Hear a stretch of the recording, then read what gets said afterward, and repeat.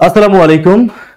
Present tense ব্যবহার করে হাজার হাজার ইংলিশ সেন্টেন্স লিখুন। একদম সত্যি কথা, আপনি যদি প্রেজেন্ট টেন্সের ব্যবহার ভালোভাবে শিখতে পারেন, সত্যি হাজার হাজার ইংরেজি বাক্য লেখা সম্ভব। এর কারণ হলো একটাই, যে আমরা যদিও জানি টেন্স তিন ধরনের, present tense, past tense, future tense. আপনি দেখবেন আমরা অধিকাংশ ক্ষেত্রে প্রেজেন্ট টেন্স এবং পাস্ট টেন্সের প্রয়োগই সবচেয়ে বেশি করি। সো সবচেয়ে বেশি ব্যবহার হয় প্রেজেন্ট টেন্সের ব্যবহার। যদি আপনি প্রেজেন্ট টেন্সের যে চারটি পার্ট আছে, চারটি টাইপ আছে, present indefinite tense, present continuous tense, present perfect tense এবং প্রেজেন্ট পারফেক্ট কন্টিনিউয়াস টেন্স, এই চারটি টাইপ যদি খুব ভালোভাবে শিখতে পারেন, তাহলে আপনার পক্ষে প্রেজেন্ট টেন্স ব্যবহার করে হাজার হাজার বাক্য না লাখ লাখ বাক্য গঠন করা সম্ভব। তো কারণ এই জীবনে আমাদের কত বাক্যই লিখতে হয়, বলতে হয়, সেগুলো যদি প্রেজেন্ট টেন্সেই হয়, তাহলে হিসাব করলে হাজার হাজার না কোটি কোটি বাক্য লিখতে হয়, বলতে হয়। এবং সেই কোটি কোটি বাক্য লেখার কৌশল আজ আপনি শিখতে পারবেন। শর্ত একটাই, পুরো সময় জুড়ে ক্লাসটি করতে হবে, দেখতে হবে। চলুন আমরা প্রেজেন্ট টেন্স ব্যবহার করে অনুবাদ চর্চা করি। সবার আগে আমাদের এইটুকু সম্পর্কে একটু ধারণা জানতে হবে। প্রথমে আমরা যাব বাক্যের subject, object, adverb of manner, adverb of place, adverb of time, adverb of reason. এই জিনিসগুলো কি আমরা একটু খুব মুক্তভাবে খোলা মনে বোঝার চেষ্টা করব। একটা বাক্যের কোনটা কোন পার্ট, এটা বোঝার জন্য আপনাকে সবার আগে বাক্যের ভার্ব খুঁজতে হবে। বাংলায় একটা প্রবাদ যেমন বলে, কান টানলে মাথা আসে, ইংরেজিতে আমি বলবো যে ভার্বকে টানলে আপনি সব পাবেন, সবই আসে। সবার আগে আপনার কাজ হলো বাক্যের ভার্বকে খুঁজে বের করা। একটা বাক্যের ভার্বকে যদি আপনি কে বা কারা দিয়ে প্রশ্ন করেন, নরমালি উত্তর হিসেবে সাবজেক্ট আসে। হ্যাঁ, আমরা জানি যে কাজ করে সেই সাবজেক্ট, এর থেকে বড় সূত্র আর হয় না। এটাই সবচেয়ে বড় সূত্র, যে যে কাজ করে সেই সাবজেক্ট। তারপরেও আপনি কৌশল হিসেবে এভাবে চিন্তা করতে পারেন, একটা বাক্যের ভার্বকে আপনি কে বা কারা দিয়ে প্রশ্ন করবেন, যে কে করে, কারা করে। এই কে বা কারা দিয়ে প্রশ্ন করলে উত্তর হিসেবে যাকে পাবেন সেটা হবে বাক্যের সাবজেক্ট। আর কি বা কাকে দিয়ে প্রশ্ন করলে উত্তর হিসেবে যাকে পাবেন সেটা হবে বাক্যের কি, অবজেক্ট। এরপর একটা বাক্যের ভার্বকে যদি কিভাবে দ্বারা প্রশ্ন করেন, উত্তর হিসেবে যা পাবেন তার নামই হচ্ছে অ্যাডভার্ব অফ ম্যানার। সেটা একটা ফ্রেজ হতে পারে, তখন আমি বলবো অ্যাডভার্বিয়াল ফ্রেজ অফ ম্যানার। মূল কথা, কিভাবে দিয়ে প্রশ্ন করলে একটা অ্যাডভার্ব পাওয়া যায় এবং তাকে বলা হয় অ্যাডভার্ব অফ ম্যানার। কোথায় দ্বারা প্রশ্ন করলে অ্যাডভার্ব অফ প্লেস পাওয়া যায়, কখন দ্বারা প্রশ্ন করলে অ্যাডভার্ব অফ টাইম পাওয়া যায় এবং কেন দ্বারা প্রশ্ন করলে অ্যাডভার্ব অফ রিজন পাওয়া যায়। তাহলে আমরা আরেক নজরে দেখে আসি এবং শুনে নেই। একটা বাক্যের ভার্বকে আমরা কে বা কারা দিয়ে প্রশ্ন করলে সাবজেক্ট পাই, কি বা কাকে দিয়ে প্রশ্ন করলে অবজেক্ট পাই, কিভাবে দিয়ে প্রশ্ন করে ম্যানার, কোথায় দিয়ে প্রশ্ন করে প্লেস, আর কখন দিয়ে প্রশ্ন করে টাইম, এবং কেন দিয়ে প্রশ্ন করলে উত্তর হিসেবে পাওয়া যায় রিজন বা অ্যাডভার্ব অফ রিজন। সো এই পার্টগুলো যদি আপনি বুঝে থাকেন, তাহলে আপনার জন্য এখন অনুবাদ চর্চার সময় শুরু হয়ে গেছে। সো আমরা আলোচনা করব প্রেজেন্ট ইনডেফিনিট টেন্স ব্যবহার করে অনুবাদ চর্চা, সেটা কেমন হতে পারে। তার আগে এই যে সুন্দর সুন্দর বাক্যগুলো, এগুলো অনুবাদ করার আগে আপনাকে একটা প্রাথমিক প্রস্তুতি নিতে হবে। সেই ধৈর্য আছে তো? যদি থাকে তাহলে আমার সাথে খাতায় লিখতে থাকুন। প্রেজেন্ট ইনডেফিনিট টেন্স ব্যবহার করে অনুবাদ চর্চা করতে গেলে কি কি শিখতে হবে, কি কি জানতে হবে, পুরো আলোচনা আগে লিখব, তারপর আমরা অনুশীলন করব। এবং এটাই মেথড, এটাই পদ্ধতি। তাহলে আমরা শুরু করি। প্রেজেন্ট ইনডেফিনিট টেন্স ব্যবহার করে অনুবাদ চর্চার জন্য আমাদের কি কি জানতে হবে। প্রথমে আপনাকে জানতে হবে যে প্রেজেন্ট ইনডেফিনিট টেন্স কোন ক্ষেত্রে ব্যবহার হয়। মূলত বর্তমানের সাধারণ ঘটনা, বর্তমানের সাধারণ ঘটনা। শুধু কি এইটুকুই না, এছাড়াও অভ্যাসগত কোনো কর্ম, আচ্ছা সেটা অতীতেরও হতে পারে, বর্তমানের হতে পারে। তার চেয়ে আমরা লিখবো চিরন্তন সত্য, চিরন্তন সত্য। শুধু এতটুকুই না, এর সাথে আরো থাকবে যে ঐতিহাসিক ভাবে বা ঐতিহাসিক কোনো সত্য ঘটনা, ঐতিহাসিক সত্য ঘটনা। এতটুকু না, আরো আছে বৈজ্ঞানিকভাবে সত্য প্রমাণিত হয়েছে, এরকম ভাবে কোনো ঘটনা যদি পাই, সেই ঘটনা। এবং যা সচরাচর ঘটে বা সদা ঘটে, এরকম ঘটনা যদি বুঝায় তাহলে আমরা বুঝে নেব সেটি প্রেজেন্ট ইনডেফিনিট টেন্স। তাহলে আমরা আরেকবার ক্ষেত্রগুলো বুঝে নেই। যখন কোনো বাংলা বাক্য পড়ে মনে হবে সেটা বর্তমানের সাধারণ ঘটনা কিংবা চিরন্তন সত্য কিংবা ঐতিহাসিকভাবে সত্য কিংবা সায়েন্টিফিক্যালি ট্রুথ বা বৈজ্ঞানিকভাবে সত্য কিংবা এমন ঘটনা যা নিয়মিতই ঘটে, এমনটাই ঘটে, আগেও এমন ঘটতো, এখনো এমন ঘটে, হয়তো ভবিষ্যতেও এমনই ঘটবে, এই ঘটনাগুলোকে আমরা প্রেজেন্ট ইনডেফিনিট টেন্সের আওতায় নিয়ে এসে ইংলিশে লিখব। এখন আসেন আমরা এর ট্রান্সলেশন করতে গেলে স্ট্রাকচারটা কেমন হবে ডিপেন্ড করবে কোন ভয়েসে আছে। যদি বাক্যটি অ্যাক্টিভ ভয়েসে থাকে তাহলে আমরা সাবজেক্ট নেই আগে, তারপর আমরা ভার্বের প্রেজেন্ট ফর্ম নেই, এটাই V1, এরপর আমরা অবজেক্ট নিব, অবজেক্ট না থাকলে কমপ্লিমেন্ট নিব, কমপ্লিমেন্ট না থাকলে অ্যাডভার্বিয়াল নিব, কিছু না থাকতেই পারে। হ্যাঁ, মূল কথা হচ্ছে সাবজেক্ট প্লাস ভার্বের present form plus object complement বা বাকি অংশ। আর যদি বাক্যটি পেসিভ ভয়েসে থাকে সেই ক্ষেত্রে আপনাকে প্রথমে অবজেক্ট নিতে হবে, তারপর আপনাকে বি ভার্ব হিসেবে, পেসিভ ভয়েসে অবজেক্টের পর বি ভার্ব লাগে, বি ভার্ব হিসেবে অ্যামিজার নিতে হবে, এরপর আপনাকে নিতে হবে মূল ভার্বের পাস্ট পার্টিসিপল। এইটুকু জরুরি। এরপরে যে বাইটাই থাকবে এটা আহামরি জরুরি না, কারণ কাজটি কার দ্বারা হয় সেটা যদি আমি বুঝাতে চাই তাহলে আমি বাই দিব, আর বুঝাতে না চাইলে তো আমি বাই কি দিব না, এটাই সিস্টেম, তাই না? আচ্ছা, তাহলে আমরা আরেকবার দেখে নেই। বর্তমানের কোনো সাধারণ ঘটনা বুঝালে কিংবা ঐতিহাসিকভাবে সত্য ঘটনা বুঝালে কিংবা চিরন্তন সত্য বুঝালে কিংবা যে ঘটনা নিয়মিত ঘটে এমন যদি বুঝায় সেই বাক্যগুলোকে আমরা প্রেজেন্ট ইনডেফিনিট টেন্সের অধীনে নিয়ে অনুবাদ করব। সেক্ষেত্রে যদি বাক্যটি অ্যাক্টিভ ভয়েসে থাকে তাহলে আমরা স্ট্রাকচার হিসেবে নিব প্রথমে এই বাক্যের সাবজেক্ট, তারপরে অবশ্যই তো ভার্বের প্রেজেন্ট ফর্ম, এরপরে আমরা অবজেক্ট নিব বা কমপ্লিমেন্ট নিব বা অ্যাডভার্বিয়াল নিব। আর যদি বাক্যটি পেসিভ ভয়েসে থাকে তাহলে আমরা প্রথমে বাক্যের অবজেক্টকে নিয়ে আসব, তারপর আমরা বি ভার্ব হিসেবে অ্যামিজারকে নিব, এরপর মূল ভার্বের পাস্ট পার্টিসিপলকে নিব। এটাই তো ঘটনা। চলেন এই ঘটনাকে কেন্দ্র করে আগে দুইটা ছোট বাক্য শিখি, তারপরে আমরা বড় বাক্যে যাব। আচ্ছা, সো আমি দুইটা ছোট বাক্য লিখলাম। একটা হলো যে আমরা আমরা আমরা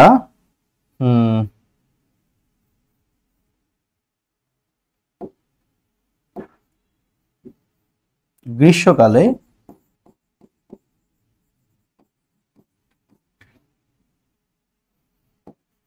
আমাদের কক্ষে পাখা ব্যবহার করি। একদম সহজ একটা বাক্য দিয়ে শুরু করলাম। এটা নিয়মিত ঘটনা, গ্রীষ্মকাল আসলেই পাখার ব্যবহারটা বেশি হয়, অন্য কালেও হয়, আপনি ধরেন না গ্রীষ্মকালে গরম সুতরাং গ্রীষ্মকালে পাখার ব্যবহার হয়। তাহলে এখানে সবার আগে আপনাকে আগে বাক্যের ভার্ব খুঁজতে হবে। What is the verb of the sentence? The verb of the sentence is ব্যবহার করি। এবং দেখেন এটা আপনি প্রতি গ্রীষ্মকালেই ব্যবহার করেন, সুতরাং এটা ঘটনা, নিয়মিত ঘটনা, এটা প্রেজেন্ট ডেফিনিট টেন্স। এখন যদি আমি ভার্বটাকে প্রশ্ন করি যে কে ব্যবহার করে, উত্তর কি আসে? যে আমরা। এই আমরাটা হলো সাবজেক্ট। ওকে, কি ব্যবহার করি? উত্তর হলো পাখা। এটা হলো কি? অবজেক্ট। ভার্বকে কে বা কারা দিয়ে প্রশ্ন করে সাবজেক্ট, কি বা কাকে দিয়ে প্রশ্ন করলে হলো অবজেক্ট। ওকে, কোথায় ব্যবহার করি? কোথায়? আমাদের কক্ষে। এটা হলো অ্যাডভার্ব অফ প্লেস। এবার আসি কখন ব্যবহার করি? উত্তর হলো গ্রীষ্মকালে। এটা হলো অ্যাডভার্ব অফ কি বলেন? টাইম। তো আপনার নিয়ম হচ্ছে সাবজেক্ট ভার্ব অবজেক্টকে আগে ব্যবহার করা। তো আমি নিলাম আমার সাবজেক্ট হচ্ছে কে? আমরা, উই। খেয়াল করে যান। এবার ভার্ব কি? ইউজ, ব্যবহার করি। কি ব্যবহার করি? পাখা, ফ্যান। ফ্যান না দিয়ে আমি দিব ফ্যানস। কেন? কারণ ফ্যান একটি কমন নাউন। কমন নাউনকে বাক্যে নরমালি প্লুরাল হিসেবে ব্যবহার করা দরকার হয়। সো উই ইউজ ফ্যানস, আমরা ফ্যান ব্যবহার করি। তাহলে আমার সাবজেক্ট নেওয়া হলো, ভার্ব নেওয়া হলো, অবজেক্ট নেওয়া হলো। এবার লক্ষ্য করুন সাবজেক্ট ভার্ব অবজেক্ট বাদেও এই বাক্যে দুইটা অংশ আছে। একটা সময় আছে গ্রীষ্মকালে, আর একটা স্থান আছে আমাদের কক্ষে। তো নিয়ম হচ্ছে যে আপনি সাবজেক্ট ভার্ব অবজেক্ট নেওয়ার পর যত বাড়তি অংশ আছে সেগুলো আপনি সব পেছনে বসাই দিবেন, এটাই নিয়ম। তার মানে আমি লিখবো we use fans in our room in the summer, এভাবে লেখার কথা ছিল। কিন্তু আমি বলি বাক্যের সাবজেক্ট ভার্ব অবজেক্ট ছাড়াও যদি বাড়তি কোনো অংশ থাকে বা অ্যাডভার্বিয়ালস থাকে, সব অতিরিক্ত অংশকে বাক্যের একদিকে না ব্যবহার করে কিছু অংশ প্রিন্সিপাল ক্লোজের শুরুতে লিখব আর কিছু অংশ প্রিন্সিপাল ক্লোজের শেষে লিখব। তাতে একটা ব্যালেন্স থাকে, তাতে বাক্যের সৌন্দর্য বৃদ্ধি পায়। আমি কি বুঝাতে পারছি? মানে সাবজেক্ট ভার্ব অবজেক্ট বাদে বাকি যে অ্যাডভার্বিয়াল গুলো থাকে আপনি চাইলে সবগুলো বাক্যের পেছনে লিখে দিতে পারেন, কিন্তু এতে বাক্যের সৌন্দর্য বাড়ে না, বরং কমে। সেক্ষেত্রে আপনার যেটা করা উচিত, অতিরিক্ত অংশগুলো বা অ্যাডভার্বিয়াল গুলোকে ভাগ করতে হবে। কিছু অংশ আপনি সাবজেক্টের আগে নেবেন, কিছু অংশ আপনি অবজেক্টের পরে দিবেন, তাতে একটা ব্যালেন্স থাকে। এখন আপনার মনে প্রশ্ন আসতেছে যে কোনটা আগে নিব আর কোনটা পরে নিব, তাই তো? কোনো সমস্যা নেই। আপনি যে অতিরিক্ত অংশটাকে সিরিয়াল অনুযায়ী আগে পাবেন ওরে আপনি আগেই রাখবেন, আর যারে আপনি পরে পাবেন তারে আপনি বাক্যের পরেই দিবেন। তাহলে প্রথমে কি পাইলাম? গ্রীষ্মকালে। তাহলে যদি আমি বাক্যের শুরুতে লিখি যে ইন সামার, গ্রীষ্মে, ঋতুর নামের পূর্বে আর্টিকেল দা দেয়া যায় কিংবা উজ্জ্ব রাখাও যাবে, একটা কমা চিহ্ন দিতে হবে। সেক্ষেত্রে প্রিন্সিপাল ক্লোজের আগে কোনো পার্ট হলে কমা দিতে হবে, ইন সামার। এবার আরেকটা কি আছে? আমাদের কক্ষে, এখানে আমি লিখে দিলাম যে ইন আওয়ার, ওকে, আপনি কক্ষের জন্য রুম লিখতেই পারেন, আমাদের কক্ষে। এখন আপনি খেয়াল করেন, মনোযোগ দিয়ে দেখেন, আমি এই ফ্রেজটার শুরুতেও প্রেপোজিশন ইন ব্যবহার করেছি, এই ফ্রেজের শুরুতেও আমি একটা প্রেপোজিশন ব্যবহার করেছি। আপনাকে মাথায় রাখতে হবে যতবার প্লেস এবং টাইম ব্যবহার করবেন ততবারই তাদের সামনে উপযুক্ত একটা প্রেপোজিশন দিতেই হবে। আবারও বলি, একটা বাক্যে সময় বা স্থানকে যতবার ব্যবহার করবেন ফ্রেজ হিসেবে ততবারই তাদের পূর্বে আপনাকে কোনো না কোনো একটা প্রেপোজিশন ব্যবহার করতে হবে। ঠিক আছে? তাহলে এই জন্য আমরা সামারের পূর্বে ইন দিয়েছি, ঋতুর নামের পূর্বে ইন বসে, আর কক্ষের ভেতরে বোঝানোর জন্য এখানে ইন বসে। কাকতালীয় ভাবে দুইটা প্রেপোজিশন এক হয়েছে, তার মানে এই না যে সবসময় দুই প্রেপোজিশন এক হবে, জাস্ট ব্যবহার অনুযায়ী প্রেপোজিশন বসবে। তাহলে আমার সেন্টেন্সটা হলো in summer we use fans in our room, গ্রীষ্মে আমরা আমাদের কক্ষে পাখা ব্যবহার করি। একদম খুব সহজ এটা বাক্য ছিল। ওকে, এবার আসেন যদি আমি বাক্যটাকে এভাবে চেঞ্জ করে দেই, গ্রীষ্মকালে আমাদের কক্ষে পাখা ব্যবহার করা হয়। মনোযোগ দেন, পুরো ক্লাসটা, পুরো ভিডিওটি মনোযোগ দিয়ে দেখলে অনেক কিছু শিখতে পারবেন। গ্রীষ্মকালে আমাদের কক্ষে পাখা ব্যবহৃত হয়। এই যে বাক্যটা, এই বাক্যটা পড়েই আপনারা হয়তো বুঝে গেছেন যে কারো দ্বারা ব্যবহার করা হয়, মানে এটা প্যাসিভ ভয়েস। আচ্ছা, ধরে নিলাম আপনি এখনো বুঝতে পারেননি এটা প্যাসিভ ভয়েস, তার মানে কি? তার মানে আপনার মনে প্রশ্ন জমে গেল যে প্যাসিভ ভয়েস হলে আমি বুঝবো কিভাবে, আমি কেমন করে বুঝবো যে এটা প্যাসিভ ভয়েস, তাই না? সেক্ষেত্রে আমি কিভাবে বুঝবো? সেক্ষেত্রে আপনি এভাবে চিন্তা করেন, এখানে বাক্যের ভার্বটা হলো ব্যবহৃত হয়। ফাইন, আমি যদি এই ভার্বটাকে প্রশ্ন করি যে কি ব্যবহৃত হয়, কি ব্যবহৃত হয়, উত্তর কি আসে? পাখা। আর আপনারা জানেন কি বা কাকে দিয়ে প্রশ্ন করলে উত্তর হিসেবে অবজেক্ট পাওয়া যায়, তো পাখা হলো অবজেক্ট। ফাইন, অবজেক্ট পাইছেন। এবার আপনি প্রশ্ন করেন তো কে ব্যবহার করে, পাখাটা কে ব্যবহার করে? উত্তর আছে? উত্তর নাই, তার মানে এখানে সাবজেক্ট নাই। বিষয়টা কি দাঁড়ালো এবার?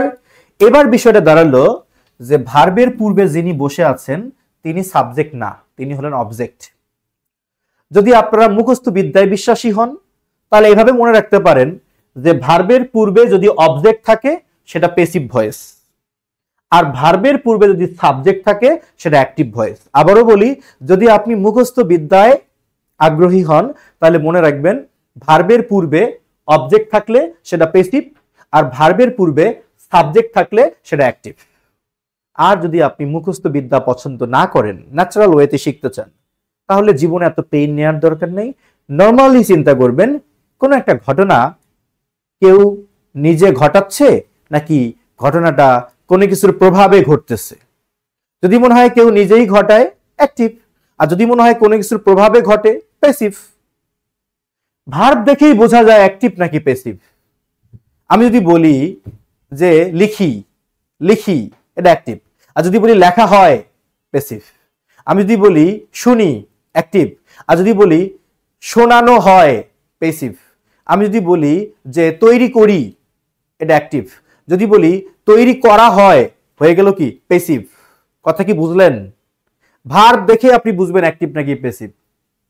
তাহলে এখানে কিন্তু ব্যবহার করি যদি বলি তাহলে অ্যাক্টিভ হইতো, এখানে বলছে ব্যবহৃত হয়, তার মানে এটা কি পেসিভ।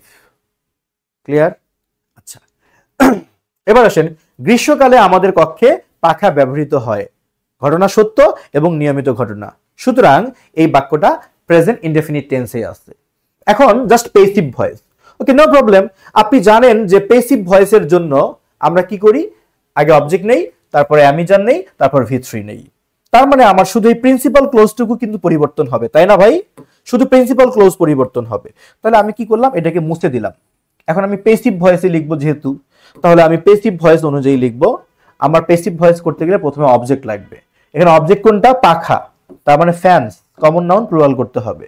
অবজেক্টের পরে আমাকে বি ভার্ব হিসেবে অ্যামিজার নিতে হবে। ফ্যান যেহেতু প্লুরাল নাম্বার, তাহলে নিব আমি আর। এবার আমাকে কি করতে হবে, মূল ভার্বের পাস্ট পার্টিসিপল নিতে হবে। ব্যবহার করার ইংলিশ কি? ইউজ। তাহলে হয়ে গেল কি? ইউজড। বাক্যটা আগের মতোই আছে, শুধু প্রিন্সিপাল ক্লোজটা পেসিভ ভয়েস হয়ে গেছে। তার মানে the sentence is, in summer fans are used in our room. খেয়াল করেছেন? তার মানে কোনো বাক্য অ্যাক্টিভ ভয়েসে থাক আর পেসিভ ভয়েসে থাক এটা বিষয় না, বাক্যের অ্যাডভার্বিয়ালস গুলো একদিকে না ব্যবহার করে আপনারা ভাগ করে দিবেন, কিছু অংশ আগে কিছু অংশ পরে। তাহলে আমরা শেষবারের মতো একটু বুঝে নেই, যদি কোনো বাক্য পড়ে, যদি কোনো ঘটনা দেখে মনে হয় এটা বর্তমানের সাধারণ ঘটনা, কিংবা এটা চিরন্তন সত্য, কিংবা এটা ঐতিহাসিকভাবে সত্য, বৈজ্ঞানিকভাবে সত্য, অভ্যাসগত কর্ম, সেটি হবে প্রেজেন্ট ইনডেফিনিট টেন্স। এরপর তাকে ইংলিশে লিখতে গেলে সবার আগে আপনি খেয়াল করবেন ঘটনাটা কেউ নিজেই ঘটায় নাকি ঘটনাটা কোনো কিছুর কারণে ঘটে। যদি মনে হয় কোনো কিছু দ্বারা ঘটে পেসিভ, আর কেউ ঘটায় অ্যাক্টিভ। অ্যাক্টিভ মানে সাবজেক্ট ভার্বের প্রেজেন্ট ফর্ম অবজেক্ট, পেসিভ মানে আগে অবজেক্ট তারপরে অ্যামিজার তারপর ভার্বের পাস্ট পার্টিসিপল। এবার আমরা চলেন কিছু অ্যাডভান্স এক্সাম্পলে যাব। এগুলো তো একদম বেসিক লেভেলের বিষয়, আশা করি আপনারা এইটুকু খাতায় তুলে নিয়েছেন। যদি এখনো কেউ তুলে না থাকেন তাহলে ঝটপট এর স্ক্রিনশট নিয়ে রাখেন, আশা করি নিয়েছেন। এবার আসেন, এটা আমরা আরেকবার দেখে নেই। একটা বাক্যের ভার্বকে কে বা কারা দিয়ে প্রশ্ন করে সাবজেক্ট, কি বা কাকে দিয়ে প্রশ্ন করলে অবজেক্ট, কিভাবে দিয়ে প্রশ্ন করলে অ্যাডভার্ব অফ ম্যানার পাওয়া যায়, কোথায় দিয়ে প্রশ্ন করলে অ্যাডভার্ব অফ প্লেস পাওয়া যায়, কখন দিয়ে প্রশ্ন করলে অ্যাডভার্ব অফ টাইম পাওয়া যায়, আর কেন দিয়ে প্রশ্ন করলে পাওয়া যায় অ্যাডভার্ব অফ রিজন। যদি তাই হয় তাহলে এবার চলেন প্রেজেন্ট ইনডেফিনিট টেন্স ব্যবহার করে অনুবাদ চর্চা করে আসি। শুরু হোক এই বাক্যটি দিয়ে। একদম ভয় পাবেন না, আপনাকে সহজ করে বোঝানোর দায়িত্ব আমার। আপনার দায়িত্ব শুধু পূর্ণ মনোযোগ রাখা। আমার কথায়, আমার দিকে, বোর্ডের দিকে পূর্ণ মনোযোগ দিতে হবে। অন্যদিকে এদিক সেদিক তাকালে আপনি বুঝবেন না, এটাই স্বাভাবিক। এখানে যে সেন্টেন্সটি আছে কি লেখা আছে আমরা একটু দেখে নেই, যে সেই নির্জন দ্বীপটিতে সূর্যাস্তের পরে কিংবা রাতের আধারে একদল জলের দস্যু পর্যটকদের কাছ থেকে মূল্যবান জিনিসপত্র ছিনিয়ে নিতে অস্ত্র দিয়ে হামলা চালায়।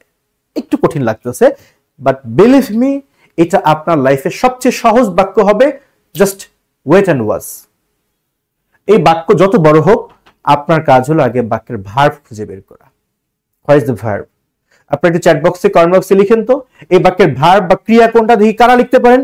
সময় কিন্তু 10 সেকেন্ড, 10 সেকেন্ডের মধ্যে লিখতে হবে এই বাক্যের ভার্ব কোনটা। দ্রুত লিখবো, এই বাক্যের ভার্ব কোনটা, which is the verb of the sentence. Verb কোনটা? এই বাক্যের ভার্ব অনেক থাকতে পারে, কিন্তু আসল ভার্ব হলো হামলা চালায়। রাইট, হামলা চালায়, এটাই হলো আসল ভার্ব। রাইট। শোনেন, একটা বাক্যে কত শত ক্রিয়া থাকতে পারে, কত ভার্ব থাকতে পারে, তার কোনো শেষ নেই। কিন্তু আপনি সবাইরে তো খুঁজবেন না, আপনি তো খুঁজবেন শুধু তারে যে সম্পূর্ণ করে আপনারে, তাই না? এখানেও তাই, আপনি খুঁজবেন সেই ক্রিয়াকে যেই ক্রিয়াটা অর্থের দিক থেকে সম্পূর্ণ পরিপূর্ণ, যাকে ইংলিশে বলা হয় ফাইনাইট ভার্ব, বাংলায় বলা হয় সমাপিকা ক্রিয়া। সেটা আবার কি জিনিস? যেমন ধরেন আমি বললাম জানতে, কিংবা জানিয়া, কিংবা জানতে, কিংবা জেনে। এইগুলো বললে একটা জানার ইচ্ছা হয় যে জানতে কি, জানিয়া কি, আরে ভাই জানতে জানতে কি এটা তো বলো, ইচ্ছা হয় কিন্তু, তার মানে এগুলো ইনকমপ্লিট ভার্ব। বাট আমি যদি বলি যে আমি জানি, জানি শব্দটা কিন্তু পরিপূর্ণ, এরকম একটা পরিপূর্ণ ক্রিয়া আপনাকে আগে খুঁজে বের করতে হবে। এখানে পরিপূর্ণ ক্রিয়াটি হচ্ছে হামলা চালায়। ঠিক ধরেছেন। এই যে আপনি ভার্বটা পেয়ে গেছেন, তার মানে আপনি লাখপতি, আপনি কোটিপতি, কারণ আপনি এখানে সবই করতে পারবেন সলভ। এবার আপনি ছোট্ট করে ভার্বকে প্রশ্ন করেন, কে যেন হামলা চালায়, উত্তর পেয়ে যাবেন সাবজেক্ট। প্রশ্ন করেন কাকে যেন হামলা চালায় বা কার উপর যেন হামলা চালায়, উত্তর পেয়ে যাবেন অবজেক্ট। তাহলে আমি আগে প্রশ্ন করি কে বা কারা এই হামলা চালায়, উত্তর আসতেছে যে একদল জলের দস্যু। তার মানে এই পুরো অংশটা হলো আমার বাক্যের কি বলেন, সাবজেক্ট। পুরো অংশটা হলো বাক্যের কি, সাবজেক্ট। আচ্ছা, এবার যদি আমি ভার্বকে প্রশ্ন করি যে কাকে হামলা চালায়, অবজেক্ট দরকার, কাকে হামলা চালায়, উত্তর কিন্তু নেই। তার মানে এই বাক্যের অবজেক্ট নেই। নেই, ওকে, না থাকলে আমরা কি করব, নিব না। জীবনে অনেক কিছু ছাড়াই জীবন চলতে পারে, সাহস করে এগিয়ে যেতে হবে। সাবজেক্ট পেয়েছেন, ভার্ব পেয়েছেন, তাই তো? ওকে, এবার আপনার খুঁজতে হবে কি, adverb of manner, place, time, reason, তাই না? ওকে, ভার্বকে প্রশ্ন করেন কিভাবে হামলা চালায়, কিভাবে যেন হামলা চালায়, উত্তর হলো অস্ত্র দিয়ে হামলা চালায়। এই যে অস্ত্র দিয়ে, এটা হলো অ্যাডভার্ব অফ ম্যানার। কারণ আপনি জানেন যে ভার্বকে কিভাবে দ্বারা প্রশ্ন করলে উত্তর হিসেবে যা পাওয়া যায় তার নাম অ্যাডভার্ব অফ ম্যানার। এই যে আপনাকে বলছি মনোযোগ দিতে হবে, এদিক সেদিক তাকানো যাবে না, নো, মনোযোগ দেন। কিভাবে হামলা চালায়, অস্ত্র দিয়ে, এটা হলো অ্যাডভার্ব অফ ম্যানার। এবার যদি প্রশ্ন করি আচ্ছা এরা কেন হামলা চালায়, উত্তর কি আসে ভাই? উত্তর হলো পর্যটকদের কাছ থেকে মূল্যবান জিনিসপত্র ছিনিয়ে নিতে। তার মানে এই কেন দিয়ে প্রশ্ন করলে উত্তর হিসেবে যা পাই তার নাম হয় adverb of reason. Adverb of কি বলেন, রিজন। আচ্ছা, এবার যদি আমি প্রশ্ন করি তারা কখন হামলাটা চালায়, উত্তর হলো যে সূর্যাস্তের পরে কিংবা রাতের আধারে। এটা হলো টাইম। কখন দিয়ে প্রশ্ন করলে টাইম পাওয়া যায়। এখন যদি প্রশ্ন করি যে তারা কোথায় হামলা চালায়, উত্তর হলো সেই নির্জন দ্বীপটিতে। এটা হলো অ্যাডভার্ব অফ প্লেস। বুঝে গেলেন? বুঝতেছেন সব? তাহলে একটা বাক্যের ভার্বকে কে কারা দিয়ে প্রশ্ন করে সাবজেক্ট, কি কাকে দিয়ে প্রশ্ন করে অবজেক্ট, কখন দিয়ে প্রশ্ন করে টাইম, কিভাবে দিয়ে প্রশ্ন করে ম্যানার, কেন দিয়ে প্রশ্ন করে রিজন, কোথায় দিয়ে প্রশ্ন করলে পাওয়া যায় কি, প্লেস। এবার আসেন আমরা এটাকে ইংলিশে অনুবাদ করি। একটা বাচ্চাদের নিয়ম আছে, এভাবেই বলবো। আপনারা কি বাচ্চা তাই? ব্যাপারটা সেটা না, আগে একটু বোঝেন। মানে একটা প্রাইমারি লেভেলের রুল আছে, সেটা হলো কোন বাংলা বাক্যকে ইংলিশে অনুবাদ করার নিয়ম হচ্ছে আগে বাক্যের সাবজেক্ট নিতে হয়, তারপর ভার্ব নিতে হয়, এরপর অবজেক্ট নিতে হয়, তারপর ম্যানার, এরপর প্লেস, এরপর টাইম, এরপর রিজন। তো চলেন আমরা এই প্রাইমারি লেভেলের রুল ফলো করে এই বাক্যটাকে আগে অনুবাদ করে দেখি কেমন হয়। ওকে, তাহলে প্রথমে আমরা কি নিব, সাবজেক্ট নিব। তাহলে আমার সাবজেক্টকে একদল জলের দস্যু, মানে জলদস্যু। আমি একটু আমার মতো করে লিখেছি, হ্যাঁ। তাহলে একদল জলের দস্যু, তাহলে আমি লিখব যে গ্যাং অফ পাইরেটস, জলের দস্যু বা জলদস্যু। সাবজেক্ট পেলাম। এবার আসেন ভার্ব দরকার। ভার্ব কোনটা, হামলা চালায়। হ্যাঁ, সিনিয়র নিতে নন ফাইনাল ভার্ব, আমার ফাইনাল ভার্ব হচ্ছে হামলা চালায়। আপনারা খেয়াল করে দেখেন, সূর্যাস্তের পরে কিংবা রাতের আধারে হামলা চালায়, তার মানে এই ঘটনাটা একদিনের ঘটনা না, এটা প্রতিদিনই ঘটে। সুতরাং এটি প্রেজেন্ট ইনডেফিনিট টেন্স, এবং যেহেতু তারা নিজেরাই হামলা চালায়, এটা অ্যাক্টিভ ভয়েস। তাহলে সাবজেক্ট নিব, নিয়েছি। এবার কি নিব, ভার্ব। ভার্ব কি, হামলা চালায়। হামলা চালানোর ইংলিশ কি, যা দিবেন তাই হবে। অ্যাটাক, হ্যাঁ অ্যাটাক হবে। তাহলে আমি লিখলাম যে অ্যাটাকস। এস যুক্ত করে দিলাম। কেন কেন এস যুক্ত করলাম? এর কারণ হলো আমার এটা হলো সাবজেক্ট। হ্যাঁ, একটা সাবজেক্ট যত বড়ই হোক না কেন, আপনি প্রথম নাউন অনুসারে ভার্ব বসাবেন। একটা সাবজেক্ট যত বড়ই হোক, ভার্ব বসাবেন প্রথম নাউন অনুসারে। তাহলে আমার প্রথম নাউন কিন্তু পাইরেটস না, প্রথম নাউন হলো গ্যাং। গ্যাং কয়টা? একটা। তার মানে প্রেজেন্ট ইনডেফিনিট টেন্সের এই সাবজেক্টটা হলো থার্ড পারসন এবং একটা দল মানে সিঙ্গুলার নাম্বার। আর আপনারা জানেন প্রেজেন্ট ইনডেফিনিট টেন্সের সাবজেক্ট যদি থার্ড পারসন সিঙ্গুলার নাম্বার হয় মূল ভার্বের সাথে এস বাই এস যুক্ত হয়। দ্যাট ইজ ওয়াই আমরা এখানে অ্যাটাকের সাথে এস যুক্ত করেছি। আপনি চাইলে অ্যাটাক অনও লিখতে পারেন, কিন্তু হামলাটা কার উপর চালিয়েছে সেটা এখানে বলা নাই, এই জন্য আমি অন দিয়ে কি করব, শুধু অ্যাটাকস দিলাম। আচ্ছা, হামলা চালায়। এবার আপনি এটাকে অনেক ভাবে লিখতে পারেন, অনেক ভাবে লিখতে পারেন। তাহলে আমি লিখলাম সহজ করে একটু, আ গ্যাং অফ পাইরেটস অ্যাটাক, হামলা চালায়। এবার সাবজেক্ট হয়েছে, ভার্ব হয়েছে, এবার অবজেক্ট। অবজেক্টটা কি? অবজেক্ট এখানে নাই, তাহলে কি করব? নিব না। এখন আসলে ম্যানার। ম্যানার কোনটা বলেন? ম্যানার, ম্যানারটা কি? ম্যানারটা হচ্ছে যে কিভাবে দিয়ে প্রশ্ন করছিলাম, কিভাবে হামলাটা চালায়? উত্তর হলো অস্ত্র নিয়ে। তার মানে আমার কাজ হলো এখন এই ম্যানারকে ইংলিশে অনুবাদ করা। কোন দিক থেকে অনুবাদ করব? পেছন থেকে। ম্যানার, প্লেস, টাইম, রিজন যা কিছু আছে সব অনুবাদ করবেন পেছন দিক থেকে। তাহলে অস্ত্র দিয়ে, দিয়ে ইংলিশ কি? উইথ। তো আমি লিখলাম যে উইথ। এবার কি দিয়ে? অস্ত্র। তো ধরেন আমি লিখলাম যে আর্মস, অস্ত্র দিয়ে। তাহলে আমার অ্যাডভার্ব অফ ম্যানার কিন্তু হয়ে গেল ভাই। ধৈর্য নিয়ে একটু দেখবেন প্লিজ। এবার আসে ম্যানারের পর যেন আমরা কি নিব? প্লেস নিব আমরা। কোথায় হামলা চালায়? কোথায়? উত্তর হলো সেই নির্জন দ্বীপটিতে। এটা হলো প্লেস। নিশ্চয়ই মনে আছে, একটু আগে বলেছিলাম প্লেস বা টাইমের পূর্বে আপনাকে প্রেপোজিশন কিন্তু বসাতে হবে।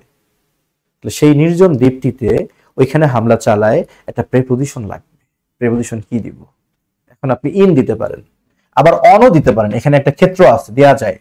তাহলে আমি লিখলাম যে ইন অথবা অন। আচ্ছা, সেই নির্জন দ্বীপে। তাহলে সেই মানে দা নির্জন দ্বীপ মানে আনইনহ্যাবিটেড বা ডেজার্টেড, ডেজার্টেড আইল্যান্ড, সেই নির্জন দ্বীপে। একটু ধৈর্য নিয়ে দেখে যান, সব বুঝবেন। তাহলে এটা হয়ে গেল আমার কি? প্লেস।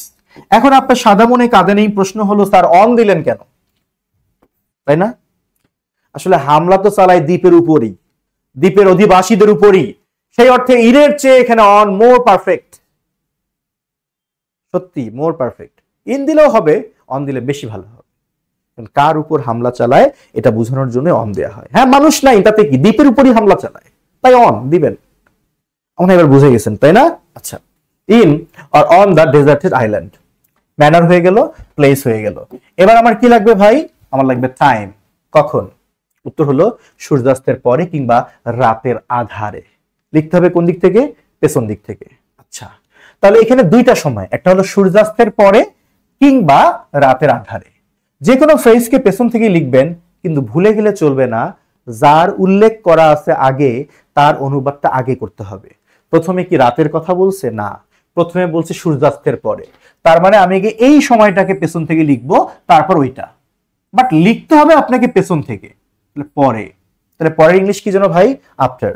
তো আমি লিখলাম after the sunset. After the sunset. Sun আর সেটকে আলাদা করলে তখন এটা একটা ক্লোজ হয়ে যাবে, আর এখন সানসেট একটা ফ্রেজ হয়ে গেছে। আফটার দা সানসেট, সূর্যাস্তের পরে। এটা হলো আমার একটা পার্ট। এবার কিংবার জন্য আমি কি লিখবো? অর। এবার কি বলছে? রাতের আধারে। তার মানে কি? রাতের আধারের মধ্যে। আরে হ্যাঁ, এখানে মধ্যে বলা নাই, বাট আপনাকে ধরে নিতে হবে, কারণ আপনি হতে চান রাইটার। রাইটারদের প্রধান শক্তি হলো ইমাজিনেশন পাওয়ার, কল্পনা শক্তি থাকতে হবে। রাতের আধারে মানে রাতের অন্ধকারের মধ্যে। মধ্যে ইংলিশ কি? ইন না? ইনি লিখবো। ওকে, ইন, মধ্যে। এবার আধার, দ্য ডার্কনেস অফ নাইট। আমি বুঝতে পারছি আপনি এক কথায় লিখতে পারবেন দ্য ডার্ক নাইট, কিন্তু তাতে সৌন্দর্য বাড়বে না। In the darkness of night লিখেন, রাতের আধারে।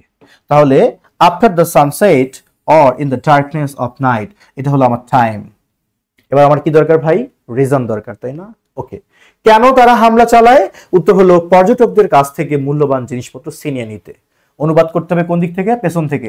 ম্যানার, প্লেস, টাইম, রিজন কিংবা বাক্যের যে কোনো পার্ট যখন একটা ফ্রেজে রূপান্তর হবে, অনুবাদ করতে হবে কোন দিক থেকে? পেছন দিক থেকে। মনে রাখবেন এটা।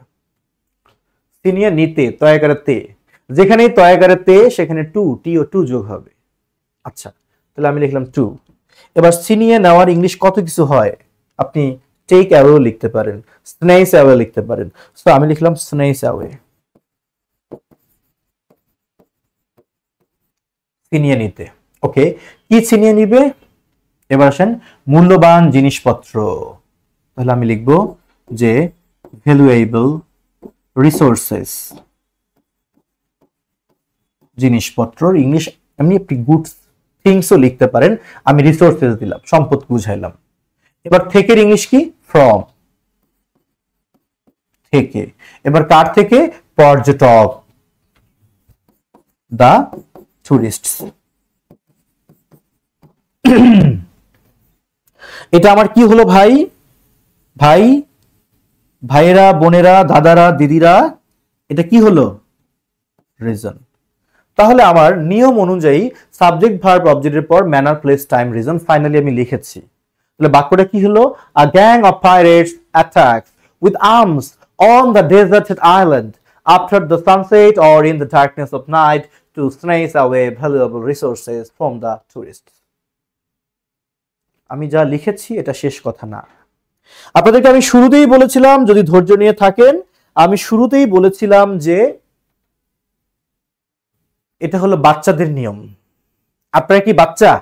না। এই যে আমাদের সাথে যুক্ত হয়েছে নিয়ামুল কবির, মাসুম বিল্লাহ ভাই, আরিফুল ইসলাম আরিফ, এমডি জিশান, অনুপ, আপনারা কি বাচ্চা? একদমই না। অনেকে বাচ্চার বাবা আছেন, মা আছেন। সো বাচ্চার বাবা মা হওয়ার পর যদি বাচ্চাদের মতো ইংলিশ লিখেন তাহলে তো হাসবে মানুষ, ঠিক কিনা? ঠিক। এই জন্য এবার চলেন বাচ্চারা কেমনি ইংলিশ লিখে তা তো দেখলাম, এবার বাচ্চার বাপ হলে, বাচ্চার মা হলে কেমনি লিখবে সেটা একটু দেখে আসি। যারা এতক্ষণ ধরে এটা লিখতে পারেননি, খাতায় তুলতে পারেননি, তারা একটা ঝটপট স্ক্রিনশট নিয়ে রাখেন যেন পরবর্তীতে খাতায় নোট করতে পারেন। দ্রুত একটা স্ক্রিনশট নিয়ে রাখেন। নিয়েছেন? ওকে, ডান। এবার আসেন আমরা এই বাক্যটাকে মডিফাই করব। কেমনে আবার মডিফাই করব? শোনেন, অনুবাদ হচ্ছে একটা আর্ট, সৌন্দর্য। আমি সবসময় বলি the art of translation, the art of writing. অনুবাদ একটা সৌন্দর্য। সৌন্দর্যের জন্য কোনো সুনির্দিষ্ট নিয়ম থাকে না। সৌন্দর্য যে যার মতো করে ফুটিয়ে তুলতে পারে। যেমন ধরেন আমার এই টি শার্টের 2টা বাটন আছে, আমি চাইলে তো এই বাটনটাকে সুন্দর করে এখানে অ্যাটাচ করে দিতে পারি, পারি কি না? পারি। তাতে কি আমার গা থেকে টি শার্ট খুলে যাবে? যাবে না। কেন দেয়নি? আমার কাছে মনে হচ্ছে এটা আমার আর্ট, তো আমি এটা খুলে রাখছি।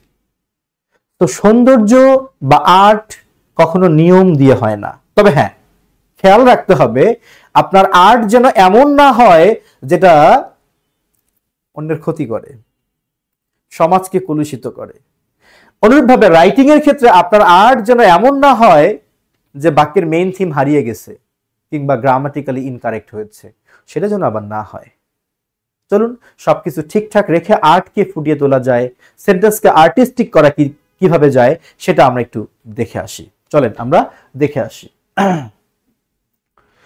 সো এইখানে যে সেন্টেন্সটা আছে, আমাদের নিয়ম ছিল আমরা আগে সাবজেক্ট নিব, তারপর ভার্ব নিব, অবজেক্ট নিব, ম্যানার, প্লেস, টাইম, রিজন। প্রথমত এই নিয়মে চলবে। এইবার আমি বলেছিলাম এই যে সাবজেক্ট, ভার্ব, অবজেক্ট মিলে আপনার কি যেন এটা প্রিন্সিপাল ক্লোজ, তাই না? রাইট। আমি বলছিলাম প্রিন্সিপাল ক্লোজের একদিকে সব অ্যাডভার্বিয়াল না লিখে কিছু অ্যাডভার্বিয়াল এই প্রিন্সিপাল ক্লোজের আগে বসাবো আর কিছু আমরা পরে বসাবো, তাহলে ব্যালেন্স থাকে একটা। বিপদটা এখানেই যে কোনটা আগে নিব আর কোনটা পরে নিব তা তো আমি জানি না, আমিও জানি না, মানে আগে থেকে বলতে পারবো না, সেন্টেন্স দেখে বলতে পারবো। আপনিও পারবেন, ধৈর্য নিয়ে একটু দেখেন। সেক্ষেত্রে আপনি খেয়াল করেন মূল ঘটনা হলো জলদস্যুর দল অস্ত্র দিয়ে হামলা চালায়। আচ্ছা, কোথায় হামলা চালায়? নির্জন দ্বীপে, তাই না? তার মানে আমি যদি প্রিন্সিপাল ক্লোজের পরে প্লেসটাকে বসাই দেই তাহলে দেখেন অর্থটা কিন্তু সুন্দর হয় যে জলদস্যুর দল ওই দ্বীপে হামলা চালায়, ঠিক কিনা? অর্থটা সুন্দর আসে না? আসে।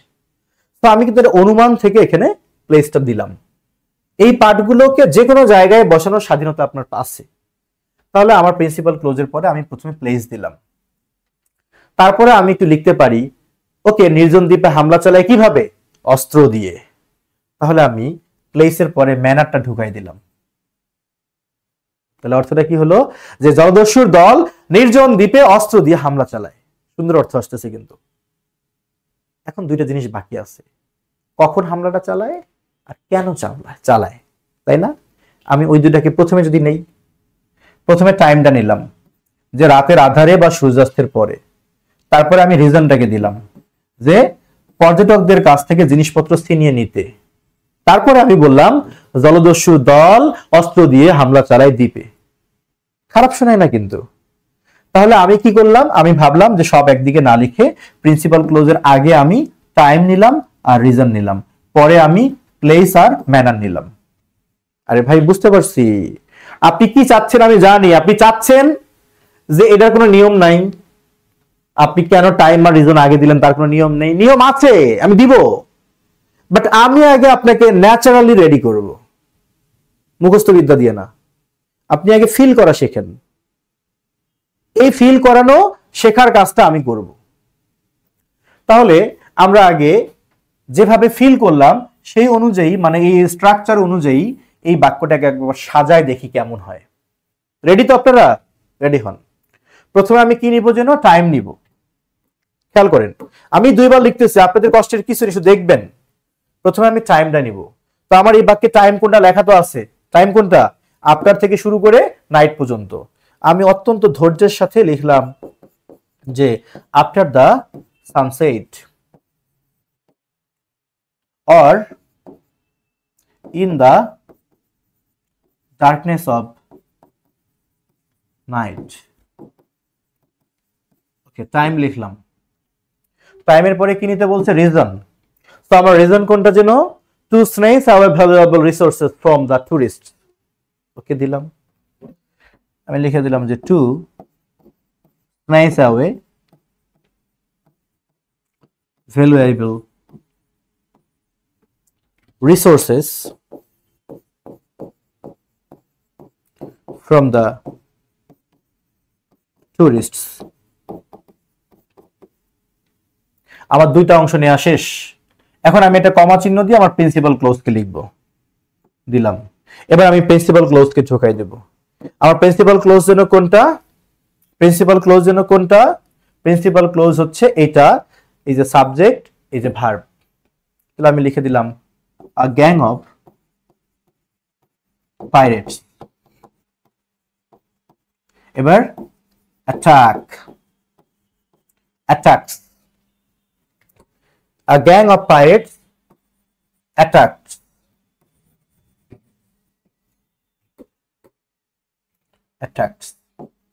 ওকে, সাবজেক্ট নিলাম, ভার্ব নিলাম। এবার অবজেক্ট এখানে ছিল না, তাই নিব না। এখন আমি কি নিব, প্লেস আর ম্যানার নিব। প্লেস কোনটা, কোথায় হামলা চালায়, উত্তর হলো সেই নির্জন দ্বীপে। তাহলে আমি লিখব এটা, অন দ্য ডেজার্টেড আইল্যান্ড। তো আমি লিখে দিলাম অন দ্য ডেজার্টেড আইল্যান্ড। এবার আমি কি নিব, ম্যানার নিব। ম্যানার কিভাবে, অস্ত্র দিয়ে, উইথ আর্মস। এত সহজ না ভাই রাইটিং। 2 মিনিটের ধৈর্য নিয়ে রাইটিং জীবনে শেখা যাবে না, এটা মাথায় রাখবেন। যারা 2 মিনিট 3 মিনিট পর পর হারায় যায়, পড়াশোনা থেকে উঠে যায়, এদের জন্য আর যাই হোক ইংলিশ ফ্রি হ্যান্ড রাইটিং কখনো হবে না। যারা ঠাডা পড়া মুখস্থ বিদ্যায় বিশ্বাসী, যারা মনে করে আমি বিসিএস পরীক্ষার্থী, আমি কেন ফ্রি হ্যান্ড রাইটিং শিখবো স্যার, আমারে আপনি ফিচার রাইটিং শেখান, স্যার আমারে এসে শেখান, স্যার আমারে লেটার শেখান, স্যার আমারে সামারি শেখান, এগুলো জীবনেও কিছু শিখতে পারে না। আপনি লিখিত পরীক্ষার্থী মানে আপনার প্রথম দায়িত্ব, your first and foremost duty is learning English free hand writing. মুক্তভাবে ইংলিশে লিখতে পারলে আপনি দুনিয়ার যে কোনো পরীক্ষায় অংশগ্রহণ করতে পারবেন, সেটা আইএলটিএস থেকে শুরু করে বিসিএস বলেন আর ব্যাংক বলেন। দুঃখের বিষয় আমরা ফ্রি হ্যান্ড শিখতে চাই না, আমরা শিখতে চাই ঠাডা পড়া মুখস্থ বিদ্যা কিংবা ঠাডা পড়া ফরম্যাট। এটাই বাস্তব। দুঃখের সাথে বললাম, রাগ ক্ষোভের সাথে বললাম। তাহলে আমাদের পুরো সেন্টেন্সটা কি হলো আমরা একটু দেখে নেই। ও অনেকেই কমেন্ট করেছেন, সবার কমেন্টগুলো আমি দেখতে পাচ্ছি স্ক্রিনে, আসলে রিপ্লাই দেওয়া হচ্ছে না কারণ আমি ঢুকে গেছি একটা পাগলামিতে। পাগলামি হলো যে আমি শেখাবো সবাইকে ফ্রি হ্যান্ড রাইটিং যা জানি, এই পাগলামিতে ঢুকে গেছি। যাদের কমেন্ট পড়তে পারতেছি না মনে কষ্ট নেবেন না, বাট আমি প্রত্যেকের মন্তব্যগুলো দেখি, ভাবি যে হাজার হাজার লক্ষ লক্ষ অমনোযোগী শিক্ষার্থীদের মধ্যে কয়েক শত মনোযোগী শিক্ষার্থীও আছে, এটা আমি দেখি। তাহলে আপনারা খেয়াল করেন উপরের বাক্যটাও হয়েছে, নিচের বাক্যটাও কিন্তু হয়েছে। আপনারা এবার চুজ করেন কোনটা আপনাদের কাছে স্মার্টার মনে হচ্ছে। Which is the smarter sentence? উপরেরটা 1 আর নিচেরটা 2। আপনারা বলবেন, আমি কিছু বলবো না। 1 আর 2 এই দুটার মধ্যে কোন সেন্টেন্সটা তুলনামূলক সুন্দর হয়েছে? সবাই লিখবেন প্লিজ।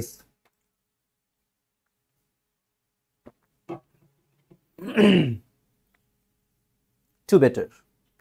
ওকে, আমরা 1 নম্বর বাক্যটাকে অবহেলা করতে পারি না, তবে 2 নম্বর বাক্যটি এত সুন্দর হয়েছে যে এটা আমরা অ্যাপ্রিশিয়েট না করেও পারি না। উই কান্ট বাট অ্যাপ্রিশিয়েট ইট। কেন? এখানে একটা রিদম চলে আসছে, অর্থের একটা টান, একটা ম্যাচ করতেছে শব্দগুলো, একটা সাথে আরেকটার কানেকশনটা সুন্দর হয়েছে।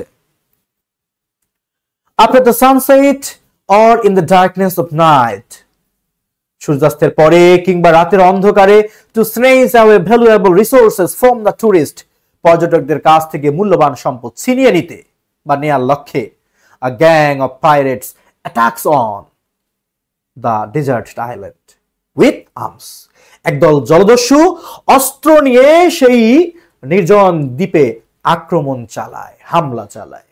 সুন্দর একটা অর্থ হয়েছে। এখন আসেন আসল কথায়। স্যার এইবার আমাকে বলেন, মানে আপনার মনের কথা যে স্যার এইবার আমাকে বলেন আপনি কেমন করে বুঝলেন টাইম আর রিজনটা আগে নিলে ভালো শোনাচ্ছে, তাই তো?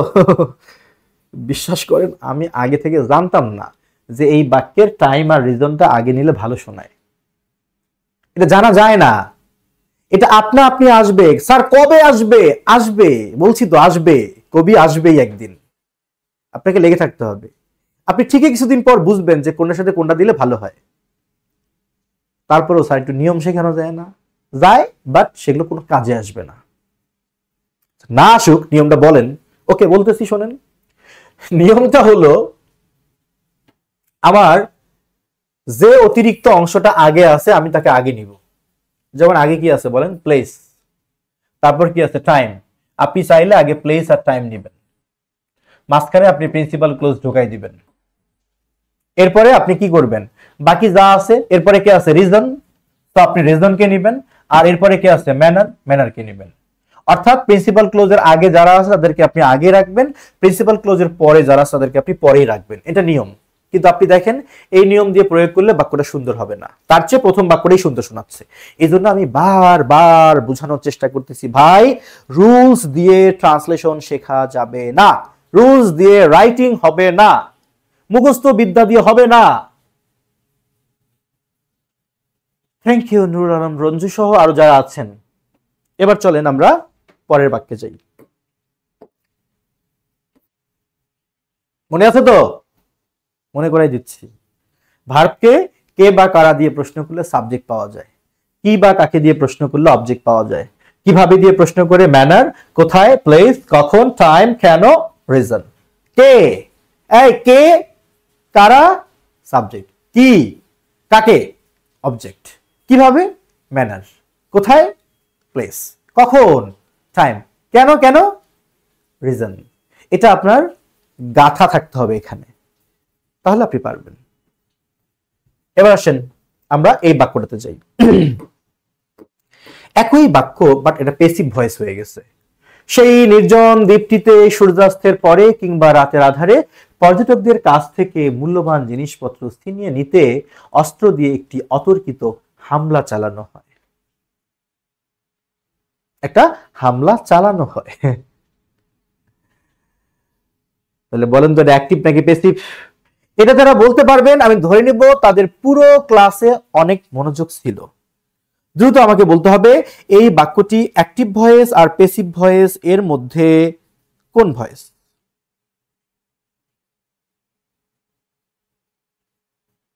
দ্রুত। এটা অ্যাক্টিভ নাকি প্যাসিভ? প্যাসিভ নাকি অ্যাক্টিভ? সাবাস সাবাস। যেহেতু সবাই লিখেছে এটা প্যাসিভ ভয়েস, তার মানে আমার সত্যি এখন এটা অনুভব করতে ভালো লাগছে যে প্রত্যেকেই পুরো ক্লাসটা মনোযোগ দিয়েছে। প্যাসিভ কেন, প্যাসিভ কেন, প্যাসিভ কেন জানালো হলো হয়ও।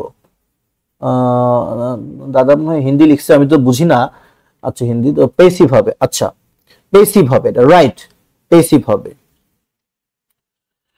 তাহলে যদি প্যাসিভ হয় সেই অনুযায়ী আমরা এটাকে ট্রান্সলেট করব, বাট প্রেজেন্ট ইনডেফিনিট টেন্সেরই প্যাসিভ হবে। ঘটনা আগের মতো। প্রথমে যেন আমরা কি লিখছিলাম ওই বাক্যটার? প্রথমে আমরা লিখেছিলাম কি মনে আছে? টাইমটা লিখেছিলাম, তারপর রিজন লিখেছিলাম, তারপর প্রিন্সিপাল ক্লোজটা লিখেছিলাম, এরপর প্লেস লিখেছিলাম, তারপরে ম্যানার লিখেছিলাম। মনে আছে না?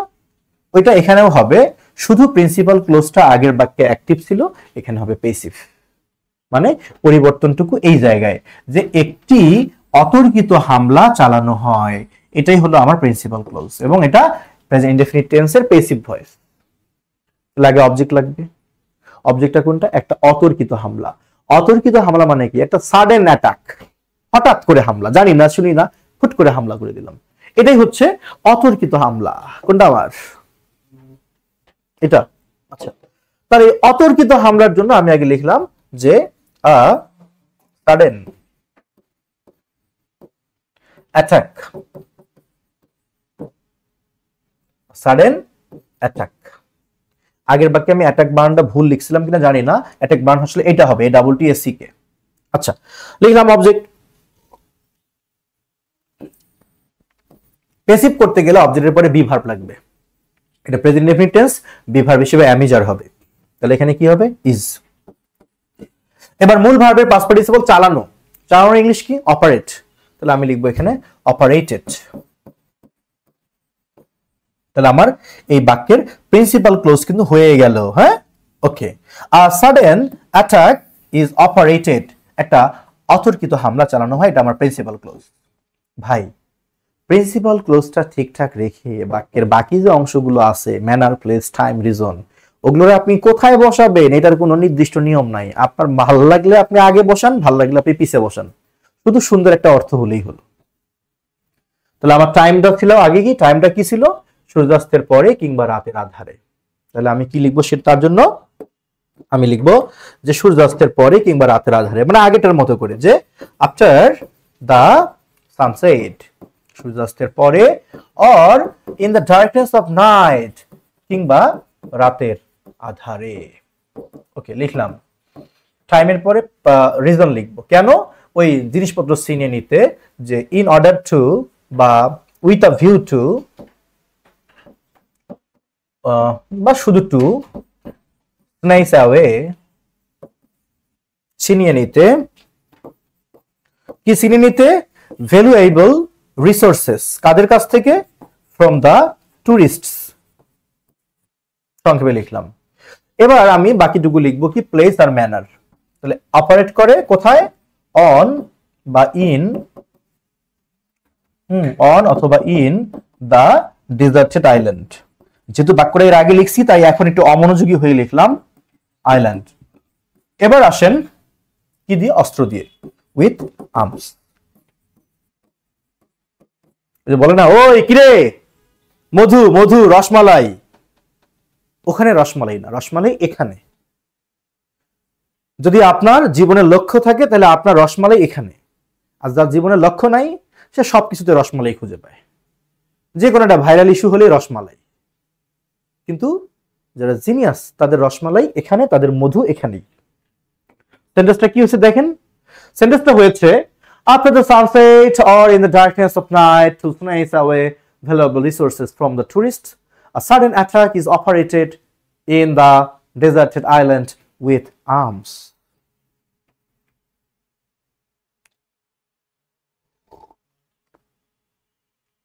ও আচ্ছা, ঠিক আছে। আপনারা কি বুঝতেছেন? আমাকে জানাবেন। সো এই ছিল আমাদের প্রেজেন্ট ইনডেফিনিট টেন্স ব্যবহার করে অ্যাক্টিভ ভয়েস এবং প্যাসিভ ভয়েসের অনুবাদ চর্চা।